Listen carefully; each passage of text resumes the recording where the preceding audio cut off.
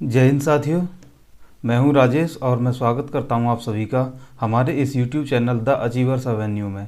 साथियों, number system के basics देखे थे और कुछ हमने नंबर सिस्टम से रिलेटेड कुछ क्वेश्चन भी वहां पे देखे थे। आज उसी से रिलेटेड हम कुछ क्वेश्चंस करेंगे और कुछ नए कॉन्सेप्ट्स भी यहाँ डिस्कस करेंगे और कुछ प्रीवियस ईयर क्वेश्चन हम यहाँ पे देखेंगे। ठीक है, तो चलिए वीडियो को शुरू करते हैं।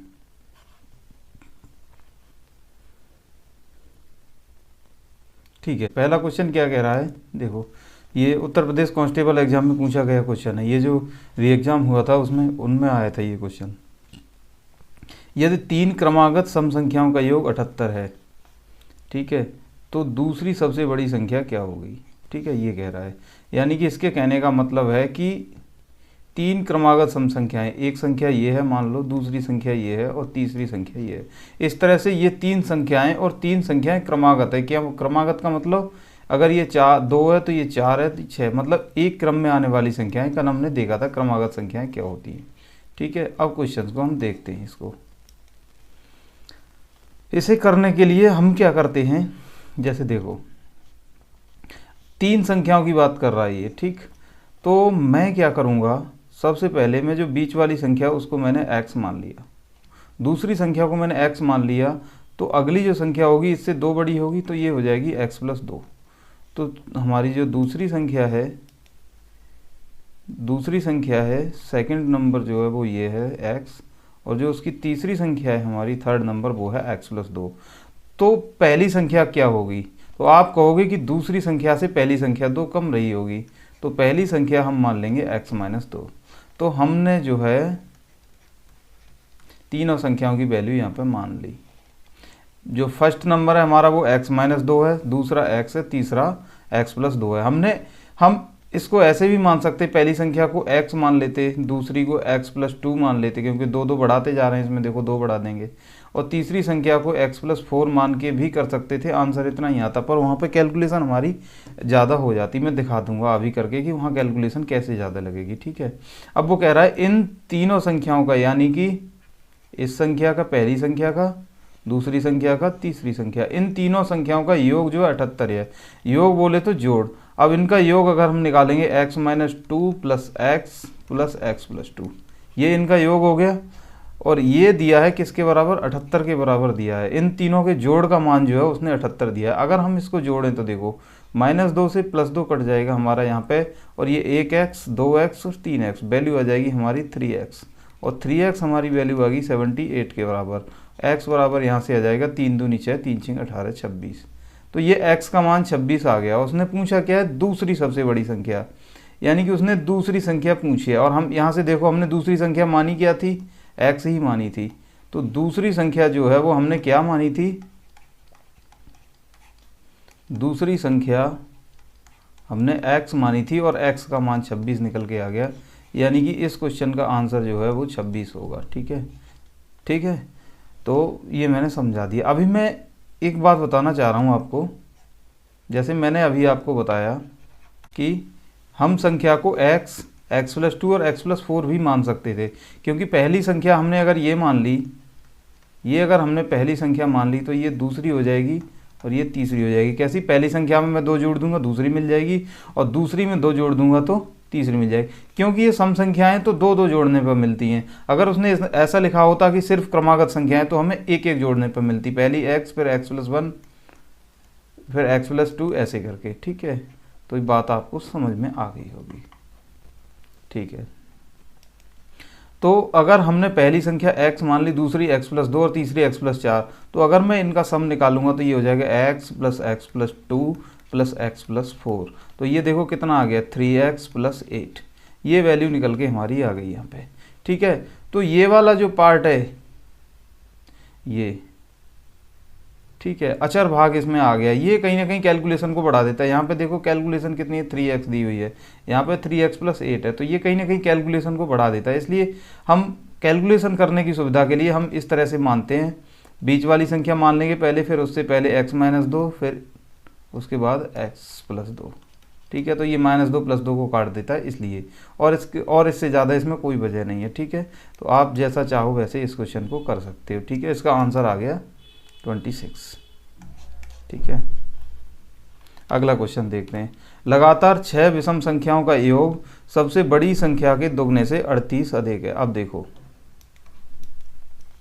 अब ये कह रहा लगातार 6 विषम संख्याएं, यानी कि इस तरह से 6 संख्याएं दी हुई हैं। लगातार मतलब ये कॉन्सिक्यूटिव है, यानी कि क्रमागत संख्याएं हैं। ठीक है, अब ध्यान से सुनना बात को।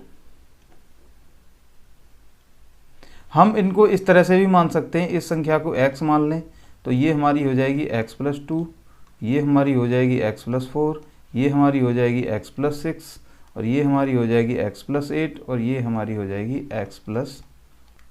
क्योंकि प्रत्येक संख्या में हम 2-2 बढ़ाते चले जाएंगे, हमें अगली क्रमागत विषम संख्या मिलती चली जाएगी। ठीक है, तो इस तरीके से हम इसको कर सकते हैं, कोई इसमें समस्या नहीं है, हम करके देख भी सकते हैं।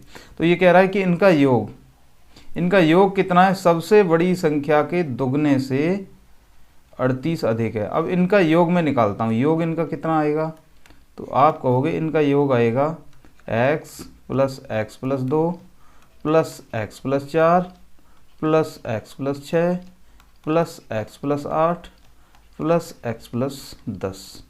ठीक है, ये योग आ गया। अब वो दूसरी बात क्या कह रहा है, इसको मैं थोड़ा सा यहाँ पे देखो, योग निकाल रहे हैं हम सिर्फ, अभी आगे की कहानी बाद में देखेंगे। तो योग कितना आ जाएगा, 1x 2x 3x 4x 5x 6x, तो 6 तो x मिल गई हमें यहाँ पे, सारी जोड़ में जोड़ लेंगे।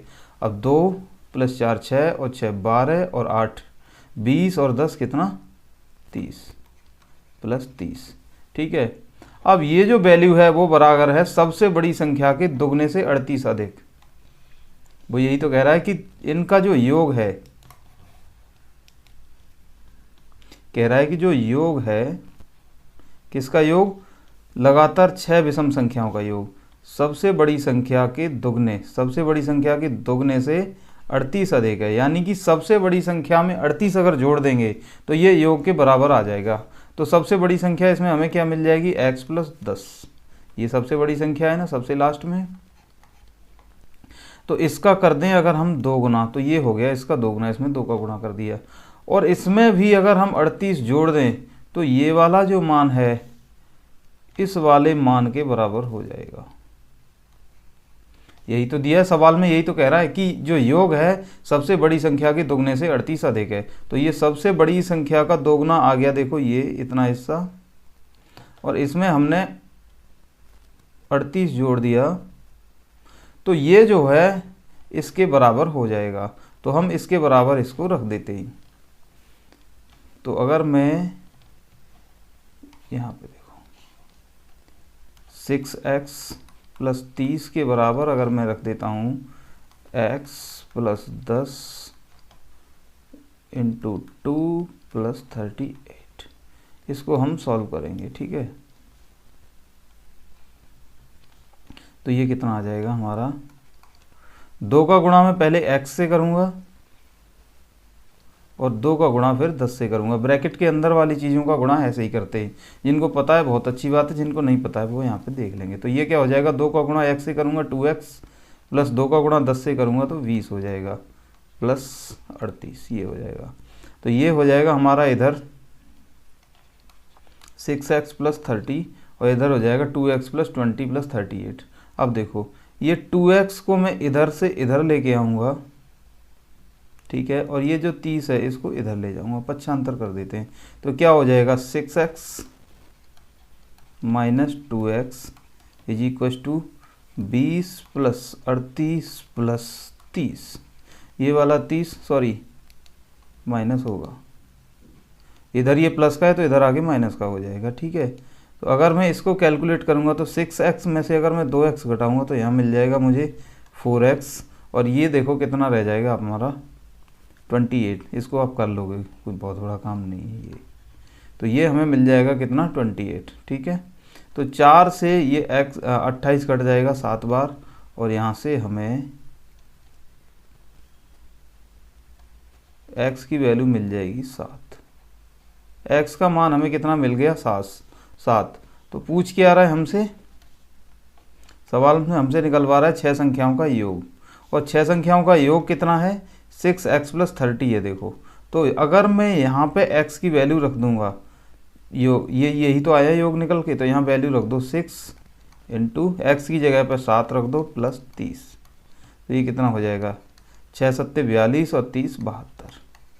ये ऑप्शन आपका सही हो जाएगा। ठीक है, ये तो रहा इसको ऐसे मानने का। अभी देखो इसको कैसे खेल करते हैं हम। अगर मैं इसको बीच वाले नंबर से मान के करूँगा तो किस तरह से ख़त्म करते हैं, देखो इस क्वेश्चन को करते हैं। कह रहा है लगातार 6 विषम संख्या है, तो 6 विषम संख्या माननी है हमें। सबसे पहले 1 2 3 4 5 और ये 6। ठीक है, अब देखो ये जो बीच वाली दो संख्याएं हैं, इन दोनों में 2 का अंतर होगा। बेसिकली हर एक संख्या में 2 का अंतर रहता ही होगा आपस में। तो मैं अगर इस संख्या को x माइनस 1 मान लूँ और इस संख्या को x प्लस 1 मान लूँ, ध्यान से देखना, तो इन दोनों के बीच का गैप हमें कितना मिल जाएगा 2। ठीक है, इन दोनों के बीच का गैप हमें कितना मिल जाएगा 2 यूनिट। तो अगर ये वाली x प्लस 1 है तो इससे अगली कितनी हो जाएगी, आप कहोगे इसमें हम 2 जोड़ देंगे तो अगली मिल जाएगी x प्लस 3, राइट। अगर मैं इसमें 2 और जोड़ दूंगा तो हमें अगली मिल जाएगी x प्लस 5, आप कहोगे बात सही है। अगर मैं इसमें से 2 और घटा दूंगा तो ये मिल जाएगी मुझे x माइनस 3, और अगर इसमें से 2 घटा दूंगा तो ये मिल जाएगी x माइनस 5। बताओ, हमने 6 की 6 संख्या यहाँ पे ये मान ली। ठीक है, अब वो कह रहा है इन 6 संख्याओं का योग।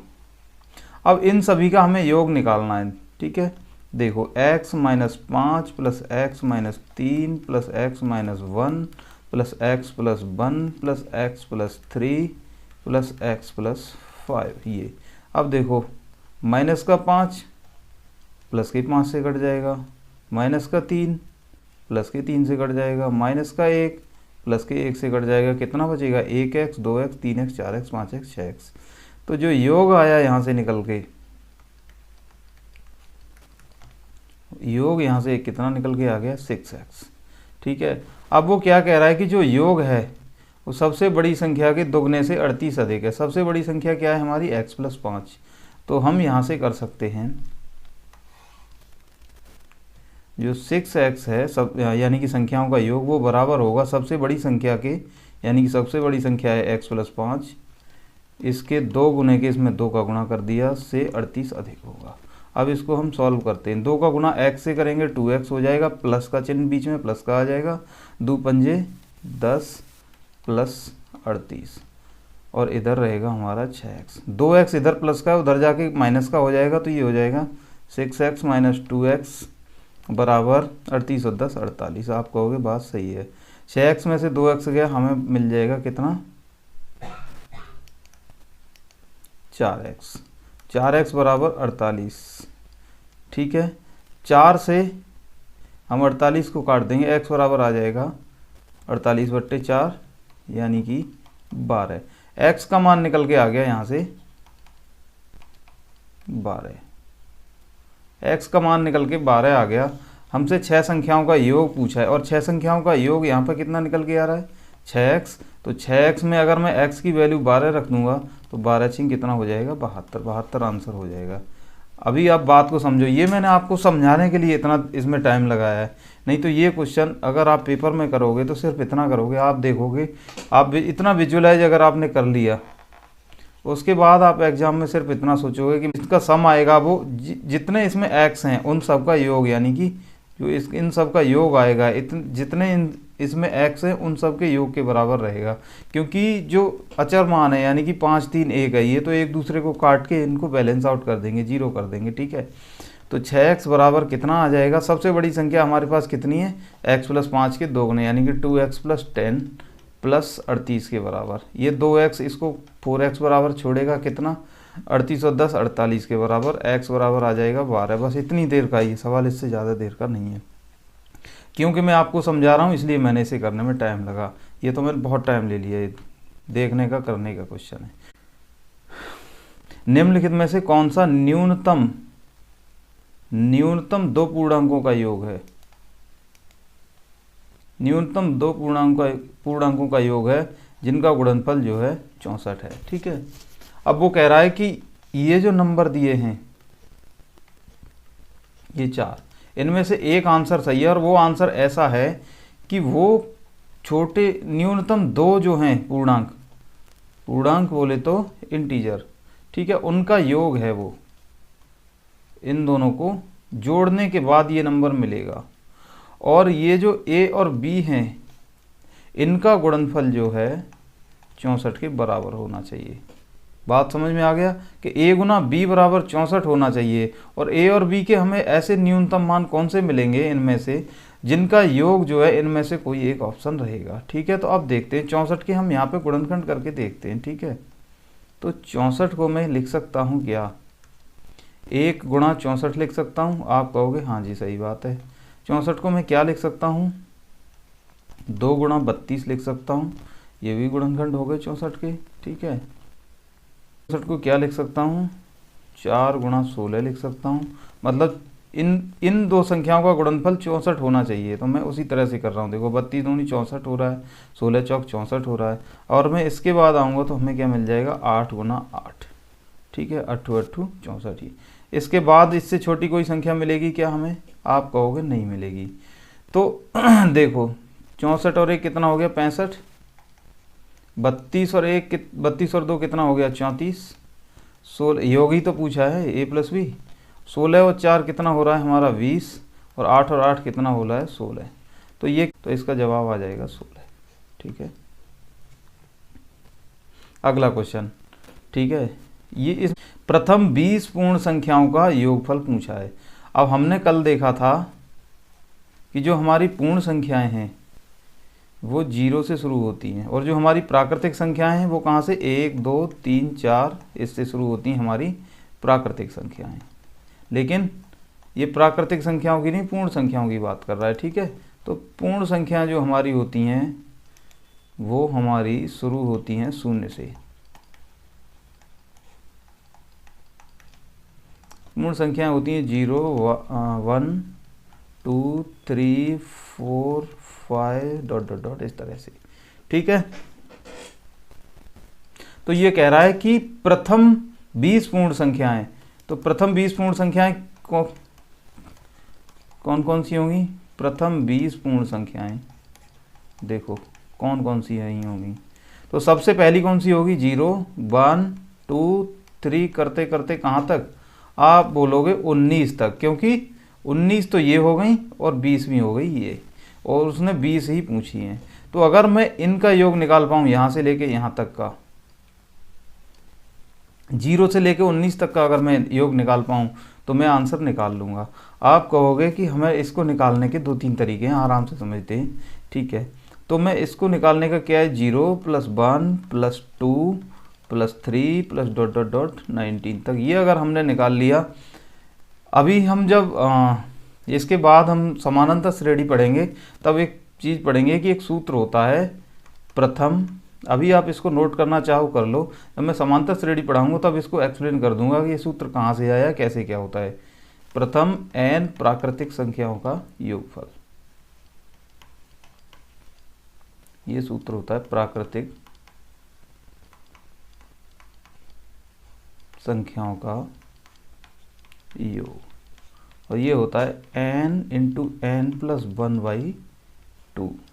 ठीक है, ये सूत्र होता है। ये कहाँ से आया सूत्र, मैं समांतर श्रेणी पढ़ाऊंगा तब समझा दूंगा। अभी के लिए आप इतना याद रखो, प्रथम n प्राकृतिक संख्याओं का योग, मतलब कि 1 2 यहाँ से लेके n तक, अगर n मतलब n कोई मैक्सिमम नंबर है जहाँ तक हमें निकालना है, तो उन संख्याओं को अगर मैं जोड़ूंगा आपस में इस तरह से, तो जो मान निकल के आएगा वो इतना निकल के आएगा। ठीक है, अब हमें मान निकालना है इनका, इतने का। ठीक है, तो आप कहोगे कि जो 0 है अगर मैं इसको निकाल दूं तो ये वाली जो संख्या 1 से शुरू होके 19 तक जो मिलेंगी ये तो प्राकृतिक संख्याएं ही हैं।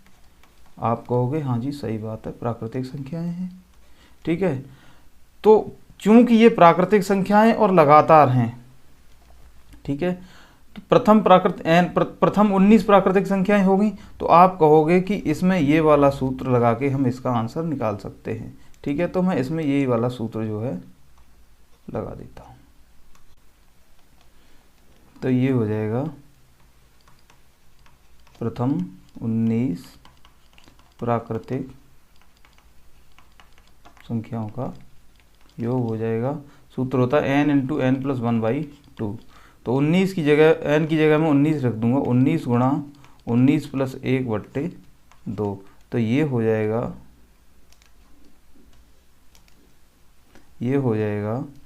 19 गुणा 20/2। वैसे मैं सॉल्व करूँगा तो ये आ जाएगा 190। ठीक है, तो यहाँ से यहाँ तक का योग आ गया 190 और ये दिया है 0। तो 0 प्लस 190 कितना आ जाएगा? 190। 190 इस सवाल का आंसर आ जाएगा। ठीक है, ठीक है, ये कुछ हमने बेसिक क्वेश्चन देखे। अब इसके बाद हमारा एक टॉपिक रहता है शून्यकों की संख्या। यानी कि आपको जो एग्ज़ाम में कुछ इस तरह से कोई स्ट्रक्चर दी रही होगी कि 2 गुणा 3 गुणा 4 गुणा 5 गुणा 6 गुणा डॉट डॉट डॉट कुछ भी 850 उसने ऐसे लिख दिया और बोलेगा कि ये जो एक्सप्रेशन है अगर हम इसको सॉल्व करेंगे तो सॉल्व करने के बाद हमारे पास एक संख्या आएगी इस तरह से बड़ी सी। ठीक है, उस संख्या के पीछे कुछ 0 0 0 0 लिखे रहे होंगे। तो वो पूछना ये चाह रहा है कि ये जो संख्या के बाद में जो 0 0 आएंगे कितने होंगे। बेसिक क्वेश्चन इसका इतना है। जैसे मैंने एक संख्या लिखी 1 गुणा 2 गुणा 3 गुणा 4 गुणा 5। ठीक है, अगर हम इसको गुणा करें तो कितना हो जाएगा? 2 एकम 2 3 6 चौक 24 पंजे 120। 120 इसका आंसर आ गया। 120 आंसर आ गया तो 120 के एंड में दाहिने तरफ कितने जीरो? 1 0। तो बस ये यही पूछना चाह रहा है कि अगर हम इस वाली चीज़ को गुणा करेंगे तो लास्ट में हमें कितने जीरो मिलेंगे।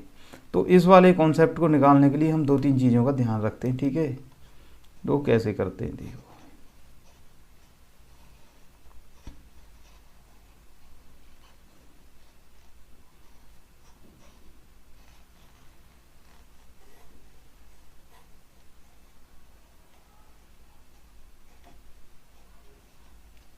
देखो ध्यान से, अगर मैं आपको यहाँ पर कुछ नंबर लिख दूँ जैसे 2 गुणा 3 गुणा 4 और मैं आपसे पूछूं कि इसमें अगर इनके गुणनफल से जो संख्या बनेगी उसके लास्ट में कितने जीरो होंगे, तो आप कहोगे 3 दूनी 6 चौक 24। इसके एंड में कोई भी जीरो नहीं आया। ठीक है, फिर मैं लिखता हूँ 2 गुणा 3 गुणा 4 गुणा 5। तो इसका मान आ जाएगा 120। तो इसके लास्ट में देखो जीरो आ गया। अब ये जीरो क्यों आया ध्यान से देखना। अगर मैं इसको तोड़ के लिखूँ तो क्या आ जाएगा? 12 गुना 10 ऐसे लिख सकता हूँ 120 को, और 10 को तोड़ूँ क्या आ जाएगा? 2 गुणा 5। तो बात हमें यहाँ से ये समझ में आनी चाहिए कि किसी भी संख्या के एंड में हमें जीरो तभी मिलेगा जब उसके गुणनफल में एक 2 होगा और एक 5 होगा। जहाँ पर एक जोड़ा ऐसा मिल जाएगा जिस जोड़े में 1 2 और 1 5 होगा, वहीं पर हमें 1 0 मिलता चला जाएगा। ऐसे हर एक जोड़े के लिए संख्या के अंत में 1 0 मिलता चला जाएगा। 2 और 5 के जितने जोड़े होंगे संख्या में उतने ही जीरो हमें मिलते चले जाएंगे। अब देखो कोई संख्या ऐसी है जिसमें 2 तो आया है मान लो 5 बार और 5 आया है मान लो 7 बार। तो अगर हम यहाँ से देखें तो उस संख्या में कितने जीरो होंगे, तो आप मुझसे कहोगे कि 2 और 5 के जो है 5 तो पूरे जोड़े बन जाएंगे, 5 जोड़े बन जाएंगे। क्यों?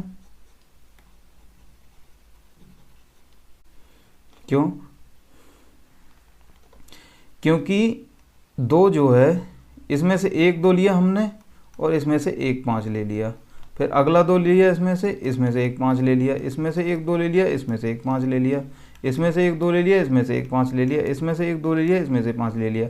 अब देखो 1 2 3 4 5, तो 5 ही 2 थे हमारे पास, 5 हमारे यूज हो गए। अब बचे क्या हमारे पास? इधर 5 बचा, इधर 5 बचा, लेकिन यहाँ पे 2 हमें नहीं मिला, यहाँ पे ये खाली स्थान है। तो जीरो हमारा कब मिलेगा? जब 2 और 5 दोनों का गुणनफल हमें होगा। एक पेयर 2 और 5 का मिल जाएगा। तो इन 2 5 के लिए क्या हमें जीरो मिलेगा? आप कहोगे कोई जीरो नहीं मिलेगा। हमें सिर्फ कितने जीरो मिलेंगे लास्ट में? आप कहोगे 5 शून्य मिलेंगे हमें। ठीक है, ठीक है। तो अब किसी विस्तार में हम किसी संख्या के कितने गुणनखंड हैं, किसी गुणनखंड की कितने संख्या है, वो कैसे निकालेंगे, वो हम यहाँ पे समझते हैं कैसे हम निकाल सकते हैं।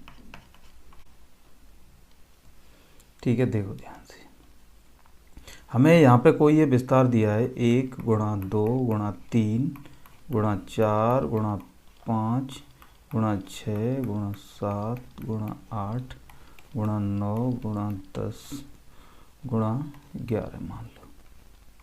ठीक है, इतना हमने लिख दिया। अब अगर इसमें कोई भी अभाज्य गुणनखंड है, उसकी संख्या वो कितनी बार इसमें आया होगा, जैसे मैं आपसे पूछूं कि इसमें 2 कितनी बार आया होगा, तो वो निकालने के लिए इसमें 2 कितनी बार आया होगा, 2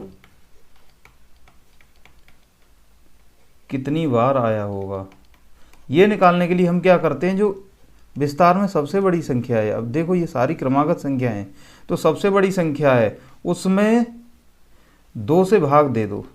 तो सबसे बड़ी संख्या क्या है इसमें, 11 है।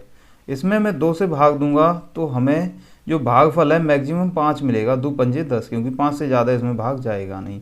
अब ये जो भागफल आया है इसमें फिर से 2 से भाग दे दो, तो ये कितनी बार जाएगा, 2 दूनी 4, 2 बार। अब ये जो भागफल आया इसमें फिर से 2 से भाग दे दो, तो ये कितना आ गया, 1। अब ये 1 आ गया, इस 1 में 2 का भाग अब नहीं जाएगा, तो ये वाले जो भागफल निकल के आए हैं 5, 2 और 1, अगर मैं इनको जोड़ दूंगा 5 + 2 + 1, तो ये कितना आ गया, 8।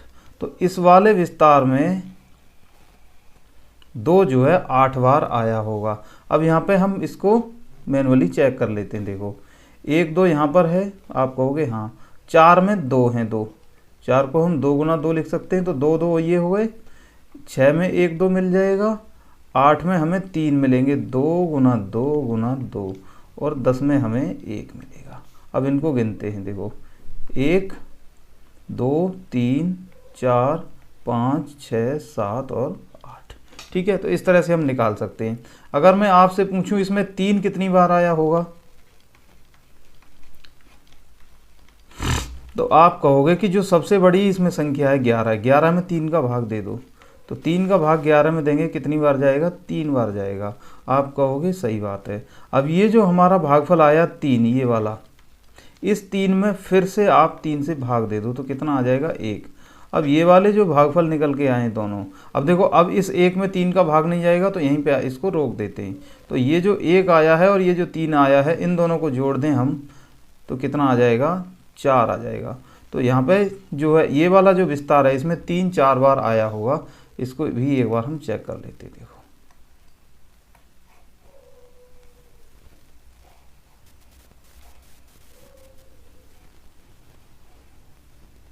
देखो 1 3 यहाँ है, 1 3 6 में है, 2 गुणा 3 होता है 6, और जो हमारा 7 में नहीं है, 8 में नहीं है, 9 में कितना है, 2 3 है, 3 गुणा 3, इसके बाद कहीं नहीं है। तो देखो 1 ये रहा, दूसरा ये रहा, तीसरा ये रहा, चौथा ये रहा, तो इसमें 3 कितनी बार आया है, 4 बार आया है। ठीक है, ऐसे ही हम कोई भी संख्या इसकी निकाल सकते हैं, तो ये वाला रूल हमें ध्यान रखना है। ठीक है, तो अगर मैं आपसे यही पूछूं कि ये वाला जो संख्या दी है हमें 1 से लेके 11 तक संख्याओं का, लगातार संख्याओं का गुणनफल दिया है, इसमें अगर जो शून्य होंगे वो कितने शून्य आएंगे, इसके लास्ट में इसमें कितने ट्रेलिंग जीरोज होंगे।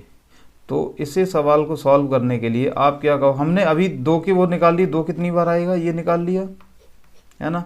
अब हम निकालेंगे 5 कितनी बार आएगा, 5 कितनी बार आया होगा। ठीक है, अब इसको करने के लिए वही रूल है, 11 में हम भाग देंगे 5 से, कितनी, सॉरी 11 में 5 से भाग देंगे, हाँ 5 दूनी 10, 2 बार। क्या 2 में 5 का भाग जाएगा, नहीं, तो कहानी को यहीं रोक देंगे। इसका मतलब क्या हुआ कि 5 आएगा 2 बार। अब देखो इस जो ये जो विस्तार है इसमें 5 आया है 2 बार, 5 आया है 2 बार, और 2 आया है 8 बार।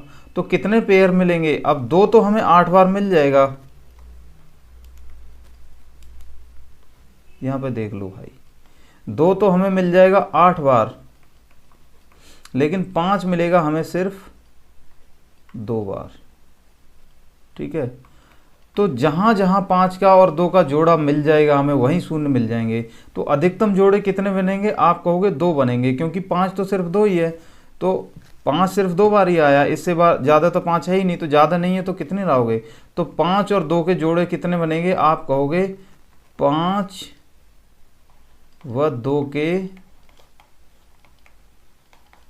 अधिकतम 2 जोड़े बनेंगे।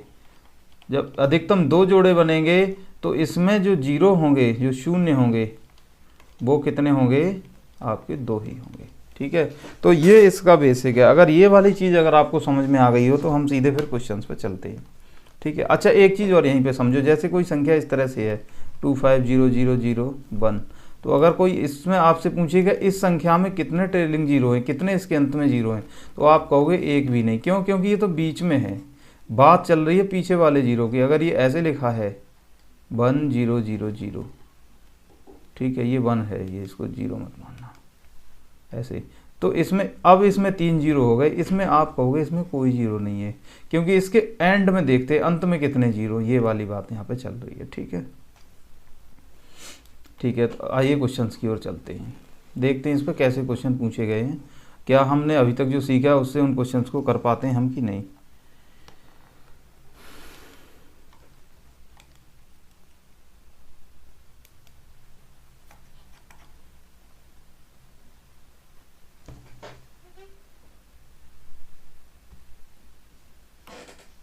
ठीक है,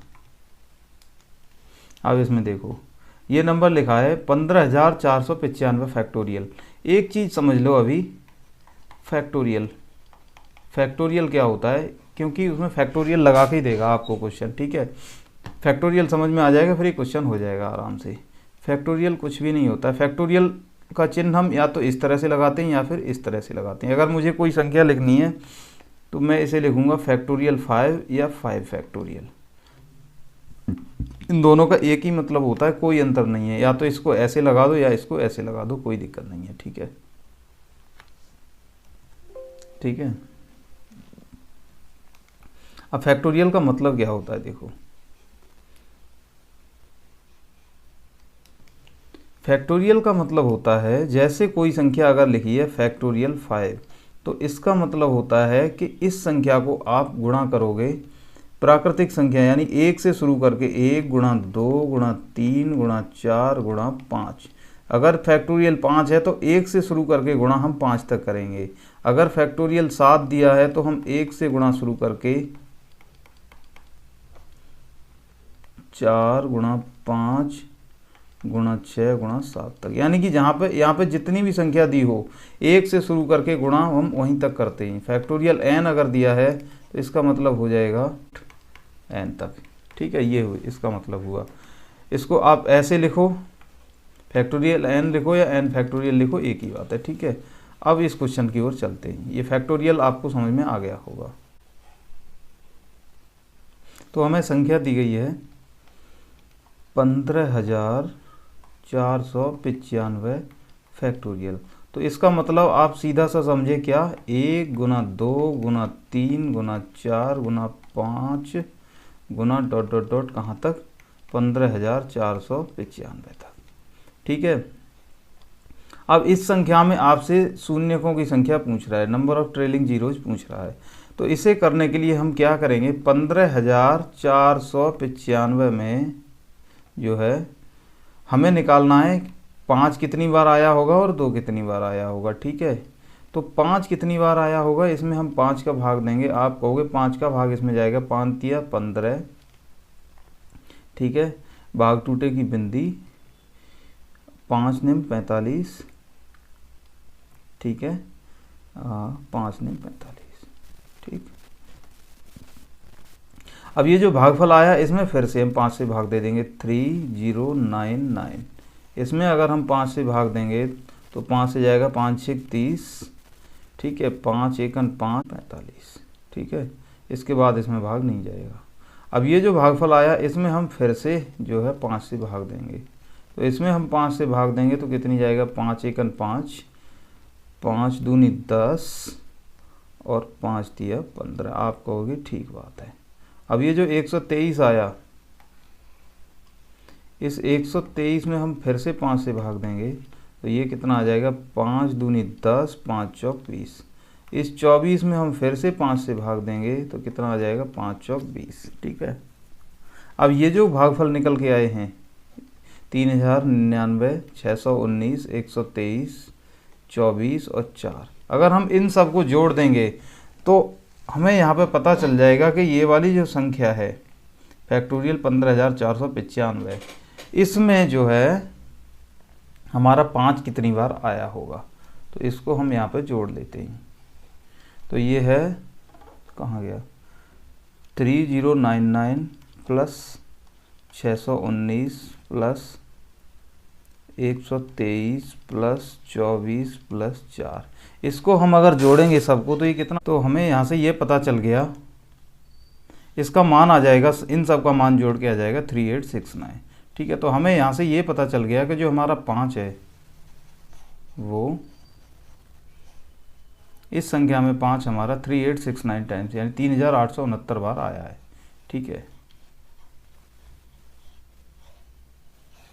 अब देखो यहाँ पे हमें 2 का जो वो है, 2 के गुणनखंडों की संख्या निकालने की ज़रूरत भी नहीं है। क्यों? क्योंकि देखना, ये वाली जो संख्या है इसमें आप ध्यान से देखना, यहाँ तक 5 एक बार आया है और 2 कितनी बार आ गया, 1 2, ये 4 में 2 बार आया होगा, 3 बार। तो इसी तरह से इस संख्या में 2 जो रहेगा वो 5 से अधिक बार आया होगा।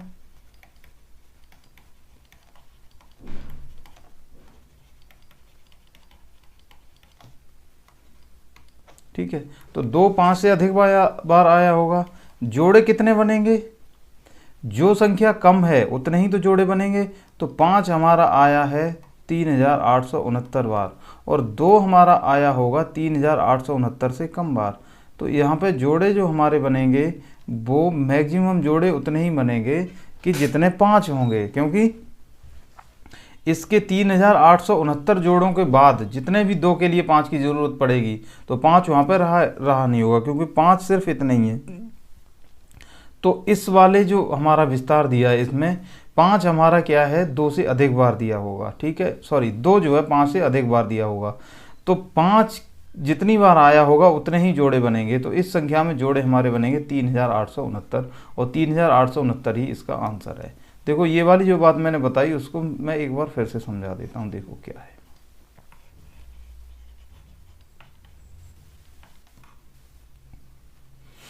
कोई संख्या इस तरह से दी है 1 × 2 × 3 × 4 या फिर इसमें निकाल के देख लो, इसी में निकाल के देख लेते हैं, कोई दिक्कत वाली बात नहीं। 2 कितनी बार आया होगा देखते,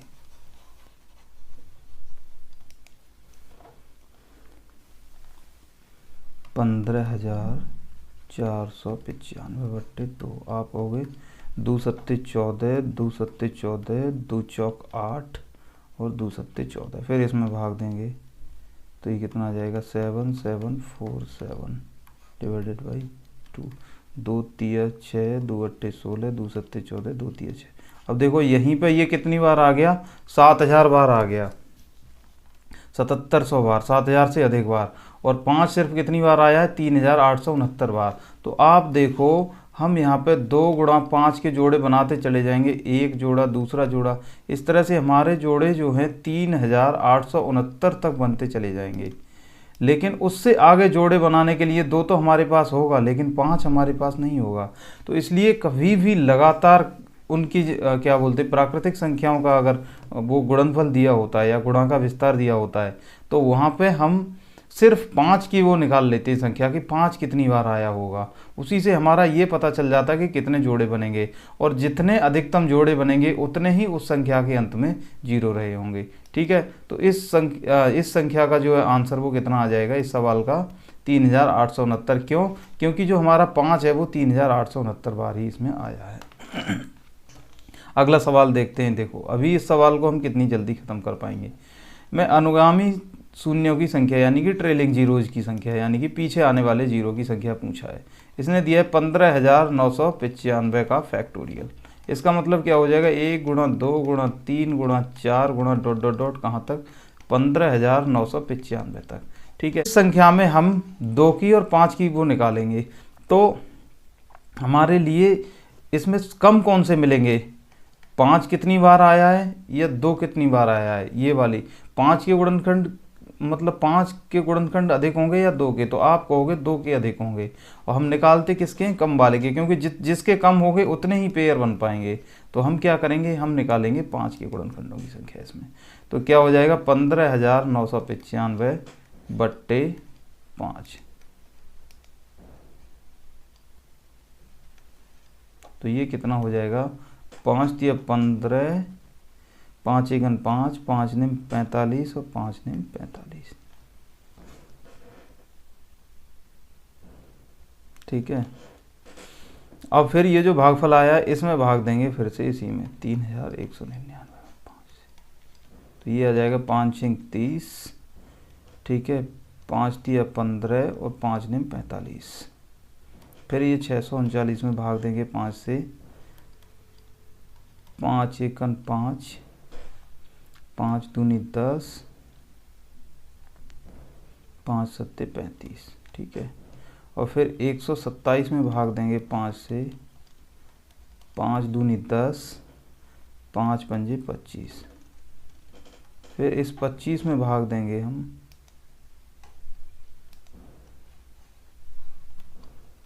इस 25 में, ये वाला जो 25 है, इस 25 में 5 से भाग देंगे 5 बार जाएगा, और ये वाला जो 5 है इसमें फिर 5 से भाग देंगे तो ये 1 बार जाएगा। ठीक है।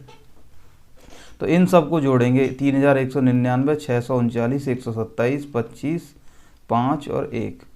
ठीक है। तो ये कितना हो जाएगा, 25 और 5 30, 30 और 127 157 और 1 158, 158 यहाँ पे जोड़ेंगे तो ये कितना आ जाएगा, ये आ जाएगा 600, 700, 600 यानी कि 780 और 9 और 8 17 यानी कि 797। 797 को हम इसमें जोड़ देंगे। ठीक है। तो ये कितना हो जाएगा, 3100, 3800, 3800, ठीक है, 3980 और ये 9 7 16, 3996।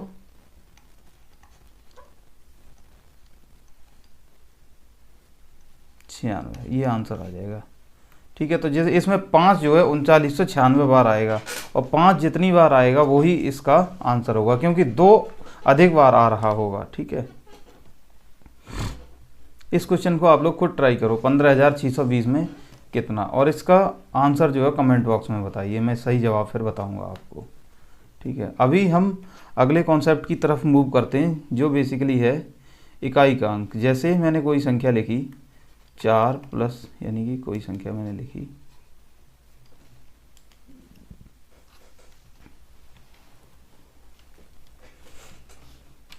जैसे मैंने कोई भी संख्या लिखी 4,573, और मैं दूसरी संख्या लिखी 8,783। ठीक है, या ये लिखती। ठीक है। अब अगर मैं आपसे ये कहूँ कि इन दोनों का जो योगफल आएगा उसमें इकाई का अंक क्या होगा, तो इसका इकाई अंक निकालने के लिए ये संख्या इसमें जोड़ी जाएगी, ये वाली संख्या इसमें जोड़ेंगे। तो जोड़ने पर हमें देखो क्या मिलेगा, एक तो ये वाला जो नंबर है हमारा, यानी कि इसका इकाई का अंक और इसका इकाई का अंक ही हमेशा जोड़कर हमें इकाई का अंक देंगे। तो इसमें इकाई का अंक जो है वो कितना मिलेगा हमें, 4। सिर्फ इकाई के अंक की, इकाई के अंक मतलब जो सबसे दाहिने तरफ जो अंक है वो वाला अंक। अगर मैं यही आपसे कहूँ कि 4,573 में गुणा करेंगे आप 87,831 का, तो इकाई का अंक कितना मिलेगा, आप कहोगे कि फिर भी 3 का गुणा हम 1 से करेंगे, और 3 का गुणा 1 से करने पर जो इकाई का अंक मिलेगा वो ही इसका इकाई का अंक होगा। तो बेसिकली इकाई का अंक निकालने के लिए इकाई का अंक का ही गुणनफल करना होता है, पूरी संख्या का गुणनफल करना जरूरी नहीं है। ठीक है। तो अभी हम इसके क्वेश्चंस देखते हैं, फिर उसके बाद कुछ 1-2 चीज़ देखेंगे। अब देखो ये दे रहा है 127 गुणा 137 गुणा 413 गुणा 291 गुणा 342 गुणा 533 गुणा 342 के गुणनफल में इकाई का अंक, इसके गुणनफल में इकाई का अंक पूछ रहा है। अब देखो इकाई के अंक निकालना है तो सिर्फ इकाई के अंक को ही कंसीडर करते हैं। ये 7 है और ये 7 है, 7 और 7 का गुणा करेंगे कितना आएगा, 49, इकाई का अंक आएगा 9। 9 का गुणा हम 3 से करेंगे, 9 तिया 27, इकाई का अंक आएगा 7। 7 का गुणा हम 1 से करेंगे, 7 एकन 7, इकाई का अंक आएगा 7। 7 का गुणा फिर हम इस 2 से करेंगे तो 7 दूनी 14, इकाई का अंक आएगा 4। 4 का गुणा हम 3 से करेंगे, 4 तिया 12, इकाई का अंक आएगा 2, और 2 का गुणा हम 2 से करेंगे, इकाई का अंक आएगा 4। ठीक है, तो ये जो संख्या है इसका गुणनफल करने पर हमें जो इकाई का अंक मिलेगा वो मिलेगा 4। 4 इस सवाल का सही जवाब है। ठीक है, अब इसी तरह से ये क्वेश्चन दिया है कि इसके इकाई का अंक निकालना है। आसान सवाल है, आप लोग कर लोगे। फिर भी देखो, 6 का गुणा हम 6 से करेंगे, 6 6 36, इकाई का अंक आया 6। 6 का गुणा फिर हम 7 से करेंगे, 6 7 42, इकाई का अंक आया 2। 2 का गुणा 3 से, 2 तिया 6, 6 आया, 6 तिया 18, 8 आया, 8 7 56, 6 आया, 6 1 6, 6 आया, 6 ही इसका आंसर होगा। ठीक है, अब देखो, अब कुछ इस तरह के सवाल आपको मिलेंगे, तो इसके लिए कुछ पहले आप 2-3 बातें समझ लो, उसके बाद इन क्वेश्चंस को करना। ठीक है, जैसे देखो,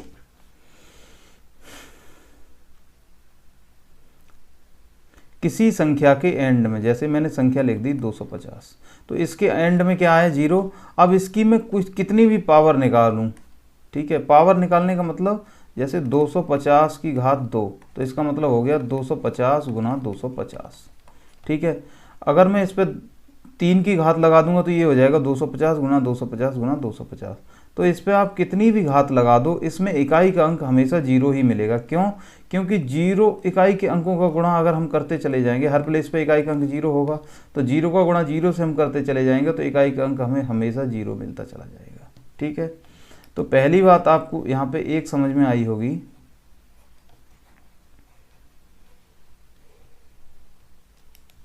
अगर किसी संख्या के इकाई का अंक 0 है, उस पर आप कितनी भी घात लगा दो, वहाँ पे इकाई का अंक जो रहने वाला है, इकाई अंक हमेशा 0 ही रहेगा। ठीक है,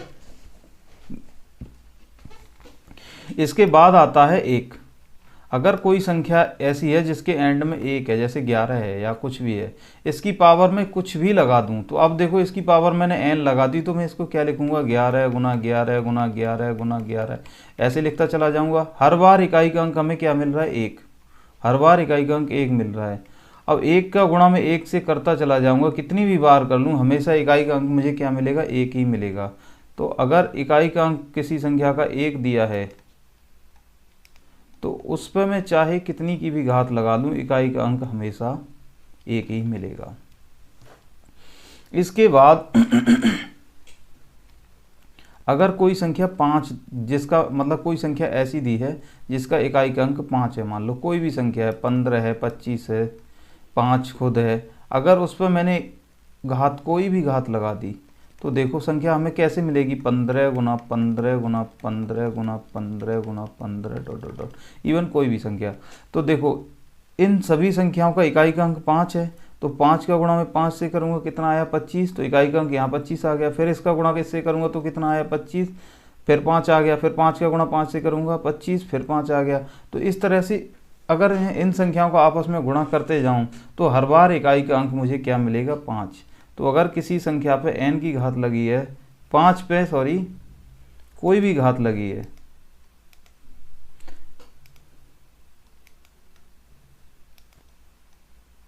पाँच पे कोई भी घात लग रही है, तो इकाई का अंक हमेशा 5 आने वाला है।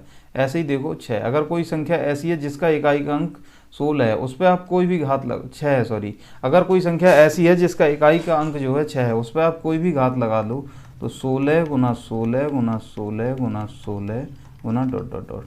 तो देखो 6 का गुणा मैं 6 से करूँगा, 36, इकाई का अंक 6 आ जाएगा। फिर इस 6 का गुणा इस 6 से करूँगा, 6 6 36, इकाई का अंक 6 आ जाएगा। फिर इस 6 से गुणा करूँगा, 6 ही आता जाएगा। तो 6 का अगर कोई संख्या ऐसी है जिसका इकाई का अंक 6 है, उस पर आप कितनी भी घात लगा दो, तो आपको इकाई का अंक हमेशा 6 ही मिलेगा। ठीक है, ये बात आपको समझ में आ गई होगी। अब देखो एक दो बात और है इसके अलावा,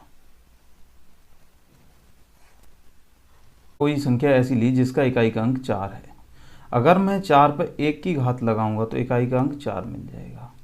4 पे अगर मैं 2 की घात लगाऊंगा तो इकाई का अंक 6 मिल जाएगा। 4 पे अगर मैं 3 की घात लगाऊंगा तो इकाई का अंक मुझे फिर से 4 मिल जाएगा। 4 चौक 16 चौक 64। 4 पे मैं अगर 4 की घात लगाऊंगा तो इकाई का अंक मुझे फिर से 6 मिल जाएगा। ठीक है, तो यहाँ पर ध्यान से देखो, एक पैटर्न फॉलो हो रहा है और इसी तरह से मैं अगर आगे करता जाऊंगा, 4 पे अगर मैं 5 की घात लगाऊंगा तो इसे आप सॉल्व कर सकते हो। जैसे 4 पे 5 की घात लगी है तो ये हो जाएगा 4 गुना 4 गुना 4 गुना 4 गुना 4। देखो 4 चौक 16 6, 6 चौक 24 4, 4 चौक 16 6, 6 चौक 24 4, आ गया 4। तो 4 पे हम अगर घात लगा रहे हैं तो इकाई का अंक हमेशा दो ही अंकों में से बदल रहा है, या तो 4 आएगा या 6 आएगा, या 4 आएगा या 6 आएगा, या 4 आएगा या 6 आएगा। तो इसका एक पैटर्न होता है। देखो 4 की घात अगर विषम संख्या है कोई, यहाँ पे देखते चलो, 4 की घात 1 है तो इकाई का अंक 4 है, 4 की घात 3 है तो इकाई का अंक 4 है, 4 की घात 5 है तो इकाई का अंक 4 है। तो 4 की घात अगर कोई विषम संख्या है तो इकाई का अंक हमेशा 4 होगा। अगर 4 की घात कोई सम संख्या है तो इकाई का अंक हमेशा 6 होगा। ठीक है, यहाँ तक आपको ये बात समझ में आ गई होगी, इसमें आपको कोई समस्या नहीं होगी। अब एक चीज़ और, जैसे 9 है, 9 की घात में 1 लगाऊंगा, इकाई का अंक हमें 9 मिल जाएगा। 9 की घात अगर मैं 2 लगाऊंगा, 9 में 81, इकाई का अंक 1 मिलेगा। 9 की घात में 3 लगाऊंगा तो इकाई का अंक हमें 9 मिल जाएगा। 9 की घात में 4 लगाऊंगा तो इकाई का अंक 1 मिल जाएगा। 9 की घात 5 लगाऊंगा, इकाई का अंक 9 मिल जाएगा। देख लो, आप इसको चेक करके भी देख सकते हो। जैसे 9 की घात 5 को मैं ये लिख लूँगा, ठीक है, 9 निम 81 1, 1 निम 9 9, 9 निम 81 1, 1 निम 9 9 आ गया। देखो ये, तो यहाँ पे आप यहाँ पे भी देखो एक पैटर्न फॉलो हो रहा है कि 9 की घात अगर विषम है तो इकाई का अंक हमेशा 9 आ रहा है। ठीक है, और अगर 9 की घात सम है तो इकाई का अंक हमेशा 1 आ रहा है। ठीक है, तो देखो इधर 9 की घात अगर विषम है तो इकाई का अंक हमेशा 9 आ रहा है, और 9 की घात अगर सम है तो इकाई का अंक हमेशा 1 आ रहा है। ठीक है, अब हमारे पास इतनी सारी बातें समझ में आ गई, ये सारी चीज़ें हमें समझ में आ गई। इसके बाद एक दो बात और बचती है, उसके बाद हम सीधा क्वेश्चंस पर चलेंगे।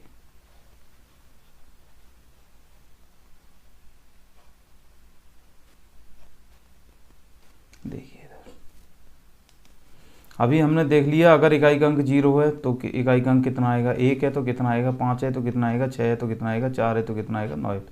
अभी हमारे पास बचा 2 3 7 और 8।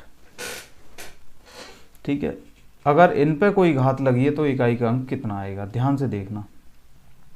मैंने लिखा 2 की घात 1 तो इकाई का अंक आएगा 2। मैंने लगा 2 की घात 2 तो इकाई का अंक आएगा 4। मैंने लिखा 2 की घात 3 तो इकाई का अंक आएगा 8। मैंने लिखा 2 की घात 4 तो इकाई का अंक आएगा 6। मैंने लिखा 2 की घात 5 तो इकाई का अंक आ जाएगा 2। अब ध्यान से देखो, यहाँ पे इकाई का अंक हमें 2 मिल गया। अब मैं इसके बाद घात बढ़ाता जाऊँगा, तो यहाँ से ध्यान से देखना, यहाँ से जैसे यहाँ पे इकाई का अंक 2 मिला था, अगर इसमें मैंने 2 का गुणा किया तो हमें 4 मिला था, फिर 4 में मैंने 2 का गुणा किया तो 8 मिला था, 8 में 2 का गुणा किया तो मुझे 6 मिला था इकाई का अंक। ऐसे ही अगर मैं 2 का गुणा करता जाऊँगा, यहाँ घात बढ़ती जाएंगी, 2 की घात 6, 2 की घात 7, ऐसे ही मैं करता जाऊँगा आगे, तो इसमें गुणा होता चला जाएगा, तो फिर 4 आएगा, फिर 8 आएगा, फिर 6 आएगा, उसके बाद फिर 2 होगा। तो आप यहाँ से देखो एक पैटर्न रिपीट हो रहा है, हर 4 घात बाद, यानी कि 1 2 3 4 घात बाद हमें फिर से सेम इकाई के अंक मिलना शुरू हो जाते हैं। देखो यहाँ पे अगर ये हमारी घात कितनी होगी, 2 की घात 6, 2 की घात 7, 2 की घात 8, तो ये 4 हो गई। इसके बाद फिर से वही 2 4 8 6, तो हर 4 घात बाद सेम फिर वही रिपीट होना शुरू कर देती हैं घातें, वो इकाई का अंक। इसी तरह से आप 3 का करके देख सकते हो, 7 का, 8 का, या इवन इनमें से किसी का भी, 0 से लेकर 9 तक किसी भी संख्या की अगर हम घात जो है बढ़ाते जाते हैं तो हर 4 घात बाद, 4 घात के बाद दोबारा से फिर से शुरू से वही इकाई के अंक रिपीट होना शुरू कर देते हैं। ठीक है, तो इसे हम बोलते हैं, ये वाली जो बात हमारे समझ में आई है अभी, जो बात हमने अभी समझी है, इस बात को कहते हैं साइक्लिसिटी, चक्रीयता। इस बात को कहते हैं साइक्लिसिटी। यानी कि इससे हम कहेंगे चक्रीयता। ठीक है, इस बात को कहते हैं चक्रीयता। चक्रीयता मतलब क्या होती है कि हर 4 घात बाद इकाई का अंक जो है, इकाई का अंक रिपीट करना शुरू कर देता है, यानी कि रिपीट होने लगता है, रिपीट होने लगता है। इसे कहते हैं साइक्लिसिटी। ठीक है, अब इसको देखो, इस साइक्लिसिटी का यूज क्या है वो हम देखते हैं।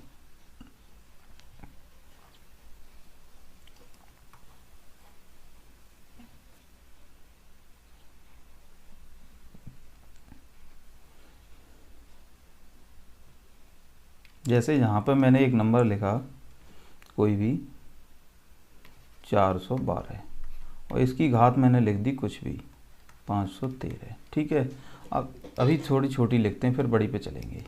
इसकी घात मैंने लिख दी मान लो 5। ठीक है, तो आप कहोगे कि ये जो 2 है इसका इकाई का अंक, ये इकाई का अंक ही डिसाइड करेगा कि इकाई का अंक क्या होगा। इसमें अगर इसकी 5 बार हम गुणा करेंगे तो इकाई का अंक क्या होगा, इकाई का अंक ही डिसाइड करेगा। तो देखो, तो 2 की घात 5 का जो इकाई का अंक आएगा वही इस संख्या के इकाई का अंक आएगा। आप कहोगे सही बात है। तो 2 की घात 4 तक, 2 की घात 1 पे कितना इकाई का अंक 1। अब इसके 4 घात बाद इसमें अगर मैं 4 जोड़ दूंगा तो फिर से वही इकाई का अंक आ जाएगा, यानी कि आप कहोगे फिर से 2 आ जाएगा अगर इसमें 4 जोड़ दूंगा। तो बात कुल मिला के ये है कि हर 4 घात बाद इकाई का अंक रिपीट हो जाता है। तो अब अगर जैसे मैंने ये संख्या लिखी 50 लिख ली मान लो। ठीक है, तो जो 50 है इसको, इसके 4 के कितने पेयर बन जाएंगे, आप बोलोगे 48। तो 4 के पेयर बन जाएंगे, उसके बाद 2 बचेंगे, इनके पेयर नहीं बनेंगे। तो 48 तक का तो हमें फिर हिसाब में लाना ही नहीं है। क्यों? क्योंकि 48 घात तक तो 2 के जो इकाई की संख्या है, इकाई का अंक है, वो रिपीट होता रहेगा, फिर से वही आता रहेगा। जैसे 4 का एक सेट पूरा हुआ, फिर से शुरू हो जाएगा। जैसे यहाँ पे 4 का एक सेट खत्म हुआ तो 2 4 8 6 होगा, फिर अगले सेट में 2 4 8 6 होगा, फिर अगले सेट में 2 4 8 6 होगा। इस तरह से होता जाएगा। ये कहानी कहाँ तक चलेगी? 48 तक। तो ये 48 तक इसका जो है साइक्लिसिटी चलती रहेगी, मतलब 48 तक इस तरह से ये पैटर्न बदलता रहेगा। और जो लास्ट का 2 बचेगा ये डिसाइड करेगा फिर कि इसका इकाई का अंक क्या होगा। तो हम 2 पर 2 की घात लगा के हम पता कर लेंगे कि इसका इकाई का अंक कितना आ जाएगा, 4 आ जाएगा। ठीक है, इसी तरह से हम किसी भी संख्या पर कितनी भी बड़ी घात लगी हो उसका इकाई का हम अंक आराम से पता कर सकते हैं। देखो कैसे, जैसे मैंने यही संख्या लिख दी और इस पर मैंने घात लगा दी कोई बहुत बड़ी सी, भारी भरकम सी। ठीक है, तो ये जो घात है 87,673, इसमें हम 4 से भाग देंगे और 4 से भाग देने पर इसमें 87,673, इसमें 4 से भाग देने पर देखेंगे रिमाइंडर कितना बचेगा। वैसे इसका भी नियम होता है डिविजिबिलिटी में, वो पढ़ेंगे कि हम सिर्फ लास्ट के 2 अंकों में भाग दे के ही पता कर लेते हैं, पर ठीक है आपको मैं ऐसे कितना 2 चौक 8, 2 एकन 2, कितना बचा 3, 4 निम 36। ठीक है, 4 एकन 4, कितना बचा यहाँ पे 3, 4 अट्ठे 32, 32 तक पूरा होगा। यहाँ पे शेषफल कितना बचेगा, शेष बचेगा 1। तो यहाँ पर इतने तो 4 के पैटर्न बन जाएंगे, शेष बचेगा 1। तो इसका जो रिमाइंडर आएगा वो आएगा 2 की घात 1, ये इसका रिमाइंडर डिसाइड करेगा। तो ये इसका बोले इकाई का अंक डिसाइड करेगा। तो इसका इकाई का अंक कितना आ जाएगा 2। तो यहाँ से हमने ये निकाल लिया कि इस वाली संख्या का 412 पे अगर हम 87,673 की घात लगा दें तो उसका इकाई का अंक क्या होगा। ठीक है, जब हम ये बात समझ गए तो आगे कुछ क्वेश्चन करते हैं। जैसे अगर आप देखो, जैसे मैंने कोई संख्या लिख दी 676 और इसकी घात मैंने कुछ भी लिख दी 87,000, ये कुछ भी 184, 164 ये, तो इसकी घात कितनी है 87,164। तो आपसे मैं पूछूं अगर कि इसका इकाई का अंक कितना होगा तो आप कहोगे कि जो 6 है, 6 पे हम कितनी भी घात लगा दें इकाई का अंक हमेशा 6 ही रहता है। तो देखो इसका इकाई का अंक कितना है 6, और 6 पे आप कितनी भी बड़ी घात लगा दो इकाई का अंक हमेशा 6 ही रहने वाला है। तो ये वाली चीज़ें जो हमने यहाँ पे सीखी थी इनका ये वाला यूज है। ठीक, अब देखो हम क्वेश्चंस पे आते हैं। 1829 की पावर 42 है, इसमें इकाई का अंक कितना होगा। अब देखो हमने यहाँ पे देखा था कि जो 9 है, 9 पे अगर घात हमारी विषम लगी हो तो इकाई का अंक 9 आता है, सम लगी हो तो इकाई का अंक 1 आता है। अब देखो यहाँ पे 9 पे घात कितनी लग रही है, 9 पे घात लग रही है 42, यानी 9 पे घात लगी है सम। 9 पे घात कैसी लग रही है, सम। और जब 9 पे सम घात लगी हुई है, तो जब 9 पे सम की घात लगी हुई होती है तो इकाई का अंक आता है 1, तो इसका आंसर हो जाएगा 1। तो जी हो गया सवाल।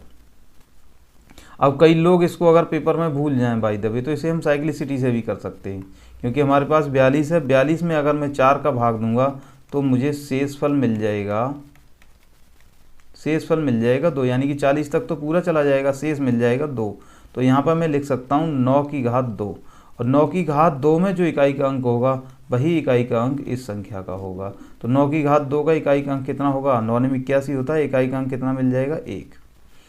तो इसे आप साइक्लिसिटी से भी कर सकते हो। आपको ये रूल ध्यान रह जाए बहुत अच्छी बात है, अगर ये रूल ध्यान ना रहे, आपको कुछ भी ध्यान नहीं रहे, लेकिन साइक्लिसिटी आपको ध्यान फिर भी रखनी पड़ेगी।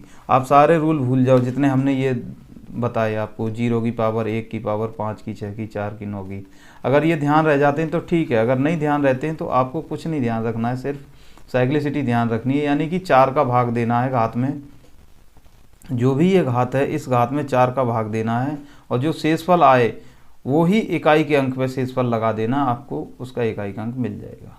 ठीक है, अब जैसे देखो ये सवाल लेते हैं, 152 पे घात लगी है 57 की गुना 143 पे घात लगी है 82 की। तो हमने क्या समझा था कि इकाई का अंक जो है वो इकाई का अंक डिसाइड करेगा। तो इसको हम अगर ऐसे लिखें 2 की घात 57 गुणा 3 की घात 82, तो भी तो आंसर इकाई का अंक तो वही आएगा। तो देखो अब यहाँ पे हम साइक्लिसिटी लगाते हैं, जो 57 है उसमें मैं अगर 2 से भाग दूंगा तो 57 में अगर मैं 4 से, साइक्लिसिटी हमेशा 4 की होती है, 4 से भाग दूंगा तो हमारा जो शेष आएगा वो कितना आएगा, आप कहोगे 4 14 चौक 56 होता है, शेषफल 1 आ जाएगा। तो यहाँ पे जो शेषफल आया है वो कितना आया है 1। अब ये जो 1 शेषफल आया है ये लगा देंगे हम 2 के ऊपर घात, तो 2 पे घात अभी कितनी लग जाएगी 1 गुना, यहाँ पे साइक्लिसिटी लगाएंगे तो 82 जो है इसकी घात, इस घात 82 में हम 4 से भाग देंगे, 4 से भाग दिया 82 में तो कितना आ जाएगा, शेष हमें मिल जाएगा, यहाँ से शेष मिल जाएगा 2। तो ये जो 2 शेष है इस 2 शेष को हम लगा देंगे 3 के ऊपर घात, तो 3 के ऊपर घात लग गई 2 की। अब देखो यहाँ पे 2 की घात 1 यानी कि इकाई का अंक 2 ही मिलेगा, गुणा 3 की घात 2 यानी कि 3 3 9 इकाई का अंक 9 मिलेगा, 9 दूनी 18 इकाई का अंक कितना मिल गया हमें 8। ऑप्शन सी इसका सही जवाब है। ठीक है, तो ये सवाल हम ऐसे कर सकते हैं, इसको समझने में मुझे लग रहा है किसी को कोई दिक्कत नहीं हुई होगी। अब ये सवाल पूछ रहा है कि 1624 की घात 24, इसमें इकाई का अंक पूछ रहा है। ठीक है, हमने देखो यहाँ पे अभी एक रूल देखा था, रूल कुछ नहीं था, वो बेसिक चीज़ है, अगर 4 की घात विषम हो, विषम संख्या हो तो इकाई का अंक हमेशा 4 आता है, और 4 की घात अगर सम संख्या हो तो इकाई का अंक हमेशा 6 आता है। अब ये सब याद करने की ज़रूरत नहीं है, बस आप वहीं रैंडमली सोचो कि 4 की घात अगर मैं 1 लगाऊंगा सम घात है तो इकाई का अंक 4 आएगा, 4 की घात अगर हम 2 लगाएंगे तो विषम घात होगी, 4 चौक 16 इकाई का अंक 6 आ जाएगा। ठीक है, वहाँ पे भी कर सकते हो। अगर आपको ये सब रूल ध्यान नहीं रहे तो आप क्या करोगे, सीधा साइक्लिसिटी लगाओगे। तो देखो 4 इकाई का अंक है, इसकी घात 24 दी है, 24 कैसी है, सम घात है, तो 4 की घात अगर सम होती है तो इकाई का अंक हमेशा 6 आता है। ये रूल हमने अभी पीछे देखा था। अगर आप ये रूल को भूल जाओ तो कोई समस्या नहीं, साइक्लिसिटी लगा दो, 24 में 4 का भाग दो तो शेषफल कितना बचेगा, आप कहोगे शेष बचेगा 0, क्योंकि ये पूरा पूरा चला जाएगा। जब शेष 0 बचता है तो इसका मतलब आप इस तरह से मानो कि एक साइकिल कंप्लीट हो गया 4 का, यानी कि 4 की घात 1, 4 की घात 2, 4 की घात 3, 4 की घात 4, इस तरह से एक साइकिल कंप्लीट हो गई, यहाँ पे रुक गई। आसान भाषा में समझो, अगर शेषफल 0 बच रहा है तो आप उस केस में घात 4 ही ले सकते हैं। क्यों? क्योंकि इससे आगे अब बची नहीं कहानी, सबसे आखिरी यही बचा है। ठीक है, तो 4 की घात 4 यानी कि कितना हो जाएगा, 4 चौक 16, 6 छिंग 36। बात समझ में आ गई? नहीं आई हो तो देखो 4 गुना 4 गुना 4 गुना 4, 4 का गुणा 4 से करेंगे 6, 6 का गुणा 4 से करेंगे 4, 4 का गुणा 4 से करेंगे 6 इकाई का अंक। तो इकाई का अंक हमारा कितना आ गया, 6 आ गया। ठीक है, इस क्वेश्चन को मैं चाहता हूँ आप लोग खुद ट्राई करना। ठीक है, अभी इस क्वेश्चन को देख लेते हैं। देखो ये क्या कह रहा है, 12,547 की घात है 151। ठीक है, तो इकाई का अंक कौन डिसाइड करता है, इकाई का अंक। तो इस पर हम इसे ऐसे लिख सकते हैं 7 की घात 151। आप कहोगे ठीक है, इसमें साइक्लिसिटी लगा दे रहे हैं। 151 में हम 4 का भाग देंगे, साइक्लिसिटी निकालने के लिए, लगाने के लिए हमेशा 4 का भाग देते हैं। तो जब हम इसमें 4 का भाग देंगे तो कितनी बार जाएगा, देखो 4 तिया 12, कितने बचे यहाँ पर 3, 31, 4 सत्ते 28, यानी कि जो शेष बचेगा हमारा वो बचेगा 3। तो शेष हमारा कितना बचा, 3। तो इसका जो इकाई का अंक आएगा वो 7 की घात 3 का जो इकाई का अंक आएगा वही होगा। तो ये क्या हो जाएगा, 7 गुना 7 गुना 7। तो ये कितना हो जाएगा, 7 7 49, इकाई का अंक 9, और 9 का गुणा 7 से करेंगे 7 9 63, इकाई का अंक 3। तो यहाँ पे इकाई का अंक आएगा 3, और इस सवाल का आंसर हो जाएगा ये। ठीक है, एक क्वेश्चन ये और देखते हैं, देखो ध्यान से। इसमें हम 2 तरह की बातें देख लेंगे। मैंने लिखा, अगर कोई भी संख्या है, कोई भी कितनी भी बड़ी संख्या है, उसके इकाई का अंक या तो 0 होगा या 1 होगा या 2 होगा या 3 होगा या 4 होगा या 5 होगा, 6 होगा, 7 8 9, इनमें से ही कोई ही होगा। इनमें से कोई एक अंक ही उस संख्या के, चाहे संख्या कितनी बड़ी हो कितनी भी छोटी हो, उसका इकाई का अंक इनमें से ही कोई एक रहने वाला है। तो देखना आप ध्यान से, अगर कोई संख्या, मैं एक टेबल बनाता हूँ यहाँ पे,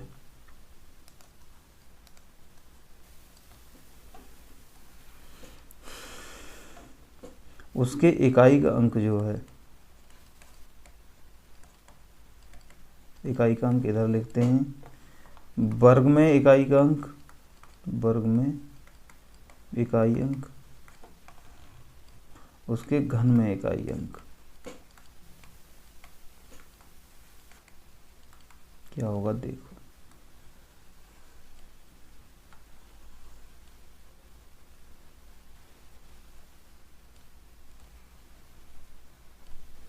तो इकाई का अंक अगर इसमें 0 है, ठीक है, तो 0 का अगर हम वर्ग करेंगे तो इकाई का अंक 0 आ जाएगा, और 0 का घन भी करें, कितनी भी बार गुणा कर लो इकाई का अंक 0 ही आएगा। ठीक, अगर इकाई का अंक 1 है किसी संख्या का, तो उसके वर्ग का भी इकाई का अंक 1 आएगा, घन का भी इकाई का अंक 1 आएगा। अगर किसी संख्या का इकाई का अंक 2 है तो उसके वर्ग का इकाई का अंक 4 आ जाएगा, और उसके घन का इकाई का अंक 8 आ जाएगा।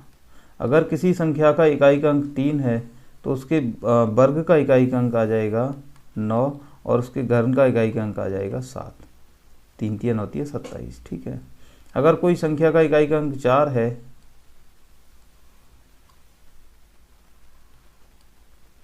उसके वर्ग का इकाई का अंक आ जाएगा 6, और उसके घन का इकाई का अंक आ जाएगा 4। अगर किसी संख्या का इकाई का अंक 5 है तो उसके वर्ग का इकाई का अंक 5 आ जाएगा, उसके घन का भी इकाई का अंक 5 आ जाएगा।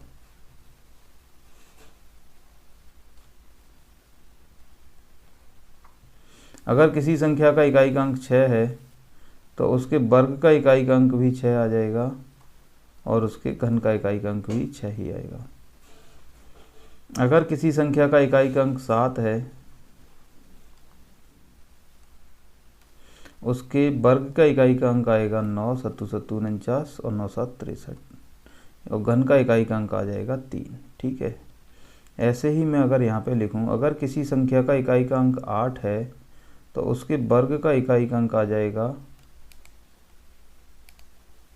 उसके वर्ग का इकाई का अंक आ जाएगा 4 8 8 64, और उसके घन का इकाई का अंक आ जाएगा 2। ठीक है, और अगर कोई संख्या का इकाई का अंक 9 है उसके वर्ग का इकाई का अंक आ जाएगा 1, और उसके घन का इकाई अंक आ जाएगा 9। ठीक है, तो यहाँ से ध्यान से देखो,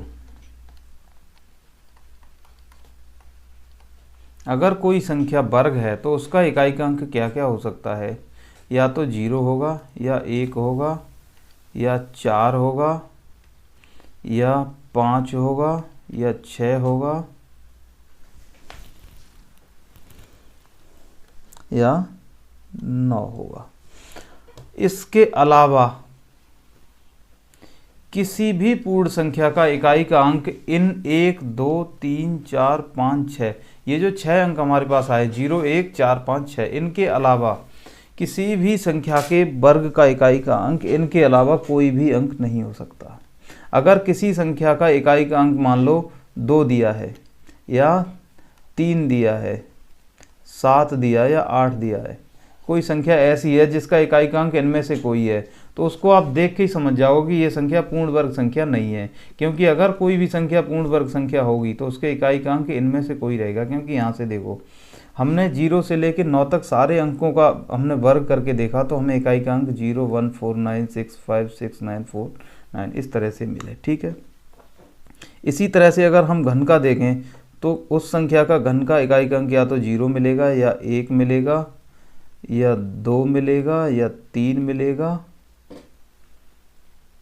4 मिलेगा, 5 मिलेगा, 6 मिलेगा,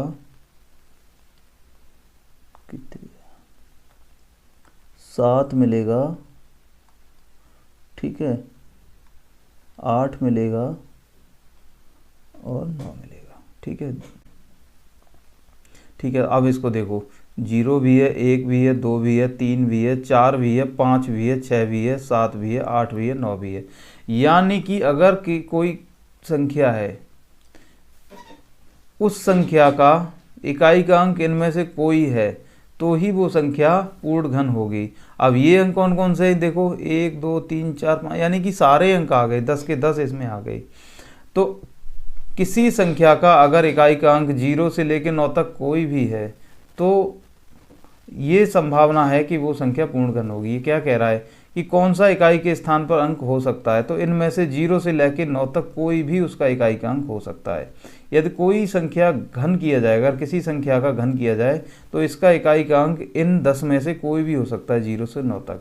अगर यही सवाल यहाँ से बदल जाए, घन की जगह पर अगर उसने लिखा हो वर्ग, तो अब इसका जवाब बदल जाएगा। अब इसका ये जवाब नहीं रहेगा, अब इसका जवाब क्या रहेगा, इनमें से कोई संख्या 0 1 4 5 6 9। तो इसमें क्या है देखो, 1 है, 8 है, 9 है, तो इसमें 9 और 1 ये दो आंसर इसके सही हो जाएंगे अगर यहाँ घन की जगह पर वर्ग हो जाए। ठीक है, तो थैंक यू साथियों, आज यहीं तक रखते हैं। जय हिंद सभी के लिए, बाय।